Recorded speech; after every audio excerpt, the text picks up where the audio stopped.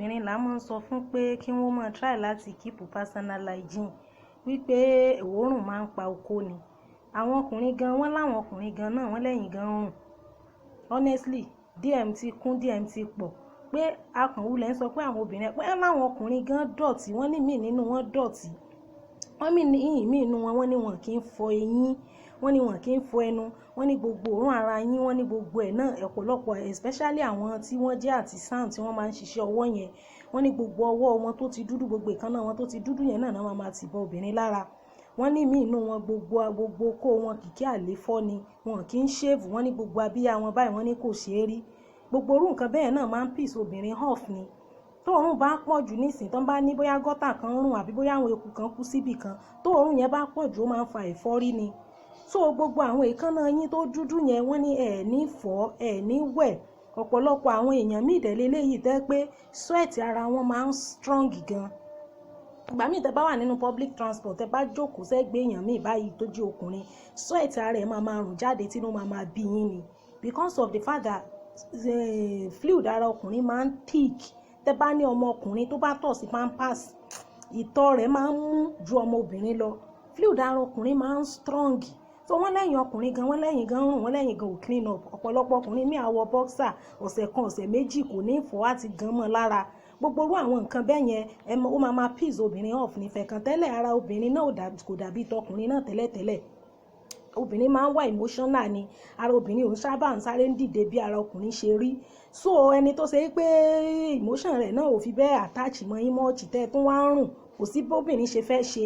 Then gbogbo ẹ̀yin tẹ́ máa ń dè kánná sí, ẹ̀yin tẹ́ máa ń ṣiṣẹ́ tẹ́ pé mi fẹ́ wá specific, ọwọ́ tẹ́ ti fi tú bolt and nut tí gbogbo ọwọ́ yín ti dúdú ṣìṣì, ẹ̀ ní ìfọ̀ ọwọ́ yẹn náà lè máa tì bóbìnrin lára.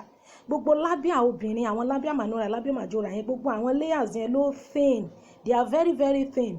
Then clit náà òun náà wà hypersensitive, about 8,000 cells ló wà lórí clit obìnrin, is hypersensitive. Bó ṣe sensitive tó náà ló ṣe delicate tó.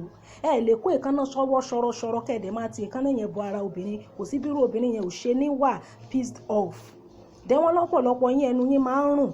Ṣé ẹ rí eyín tá a níyì, a kàn fi eyín grind nǹkan ni, inú ọ̀fun lọ́hùn ibẹ̀ ni òórùn ti ń wá. Ẹlòmíì afọyín kò ní fọ ahọ́n. Tó bá ti fọyín tó fọ ahọ́n rẹ̀, is as good as pé ò fọyín. Ẹ̀dẹ̀ mọ̀ pé àwọn ọkùnrin máa ń ní pride, wọn kì í ṣe ń correct. Tó bá yá ní tó fẹ́ máa control mi ni. So gbogbo irú àwọn nǹkan bẹ́ẹ̀ gbogbo ẹ̀yin tẹ́ máa ń give report pé ìyàwó yín ò láì kókó, ẹ̀yin gan ẹ̀yin náà ẹ̀ wà appealing. Then obìnrin tó bá rí bẹ́ẹ̀ yẹn, because àwọn DMs yẹn ti pọ̀ jù, tó bá rí bẹ́ẹ̀ yẹn máa try láti máa bá wọn shave armpit wọn. Then you can buy roll-on kẹ́ fún wọn. O lè ra set of boxers kó fún wọn, cotton boxer for that matter. Torí àwọn tó bá jẹ́ nylon kò dáa fún ẹpọ̀n, ó máa ń mú kí ooru mú ìsàlẹ̀ ẹpọ̀n ni. So gbogbo yẹn dẹ̀ kò dáa. Cotton kò sí nǹkan tó burú nu kóbìnrin rà yẹn náà fún ọkùnrin, nítorí pé especially ọkùnrin tí ò bá tiẹ̀ láhùn. So you too, you can play your own part, ẹ ra àwọn nǹkan tó máa fi clean up kẹ́ rà fún wọn. Nígbà míì ọkùnrin máa ń busy such that ó lè má rántí wà conscious of ara rẹ̀ gan. Ṣóyè wá sọ wọ́n lẹ́yìn ọkùnrin náà wọ́n ní ká má máa concentrate much on obìnrin, wọ́n lẹ́yìn ọkùnrin gan rùn. Kò sí bóbìnrin ṣe fẹ́ láìkó okó nígbà tẹ́ bá dọ̀tí. Ẹlòmíì ò ní fọyín, eyín yẹn náà láti bọ ẹnu ọmọ ọlọ́mọ, ọmọ obìnrin ọmọ ọlọ́mọ. So àwọn obìnrin yìí náà ọmọ èèyàn kan làwọn náà, àwọn náà jábọ́ látọ̀run, èèyàn kan ló ní wọ́n. So ẹ máa try láti máa kẹ́yìn náà gan máa clean up. Ẹ̀yin ọkùnrin wọ́n lẹ́yìn gan máa ń dọ̀tí sincerely, wọ́n lẹ́yìn gan dọ̀tí. Wọ́n ní nígbà míì gan gbogbo ara yín ó máa dọ̀tí ni, sweat ara yín ẹ̀ ní shower. Ẹlòmíì bá dé látàárọ̀ tó ti lọ àwọnú ilé náà ni kò ní shower. Tó bá ti shower gbogbo òórùn yẹn máa ń piss obìnrin off ni. Ó dẹ́ni wo obìnrin tó bá mọ̀ pé wọn náà ní standard, tó dẹ̀ mọ̀ wípé you are a neat person. Ṣóyè wa, tó bá ti ń báyàn ṣe tó ti mọ̀ kó dọ̀tí, má wulẹ̀ tẹ̀lé délé, má wulẹ̀ fẹ́ délé, because tó bá délé ẹ̀tàn gbogbo tó ń ṣe yẹn, ìwà burúkú yẹn máa multiply by 2 ni. Kò dẹ̀ sí bó ṣe fẹ́ ṣe, ọkùnrin ò ṣe control. Gbogbo alamọ̀pọ̀ ọkùnrin máa ń ní pride. So ẹ̀yin ọkùnrin ẹ máa try láti clean up. Gbogbo ẹ̀yin ìyàwó yín ò like okó, ẹ̀yin náà máa shave abẹ́ ẹ̀yin. Wọ́n láwọn ọkùnrin míì wọ́n lálèfọ́, gbogbo àwọn ọkùnrin alálèfọ́ lábẹ́ yẹn wọ́n ní àléfọ́ lábẹ́ tó yẹ pé níbi ìsàlẹ̀ okó wọn ní àléfọ́ wà bẹ́ẹ̀. Treat gbogbo yẹn. Ẹlòmíì náà gbogbo àwọn tó máa ń ní beard yẹn kó máa try láti fọ̀. Beard máa ń rùn, tẹ́ ẹ bá ti fọ̀ ó máa rùn ni. Ẹnu yín náà ẹ máa fọ ahọ́n yín, tẹ́ bá fọ yín ẹ máa clean up, ẹ máa change boxer. Gbogbo àwọn nǹkan yẹn náà máa ń piss obìnrin off. Tí reports bá ti pọ̀ jù ló máa ń prompt èèyàn láti share lórí one particular topic. Wọ́n ní ẹ̀yin náà wọ́n lẹ́yìn gan ò clean.